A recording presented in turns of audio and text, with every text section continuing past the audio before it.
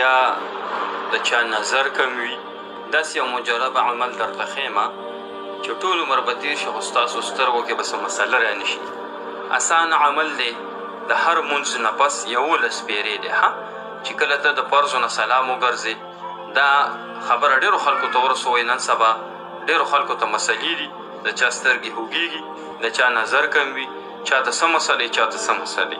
دا عمل چې څوک کوي، یو خو عمر به تېر شي خو چشمو ته بې ضرورت رانشي، او بل دا که سترګې خوږېږي یا سترګو کې نور څه مسایل وي هغه به ورسره حل کېږي. عمل دا دی محترمو چې کله تاسو د لمانځه نه سلام وګرځوئ، په دې سترګو باندې به دا ښایي لاس دا 2 ګوتې داسې کېږدي او ته به یا نورو یا نورو یا نورو دا به 11 پیرې په یو سا باندې ووې.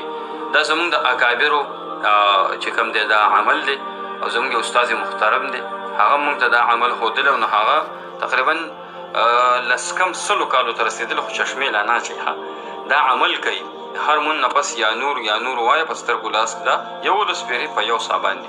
دا خلکو ته ډېر ورسوئ چې څومره سترګو مسایلو والا کسان دي او هغوی چې کوم دی نظر د چا کم وي، دا عمل دې شروع کړي انشاءالله. په چشمې اچولي مې اب واپس کېږي.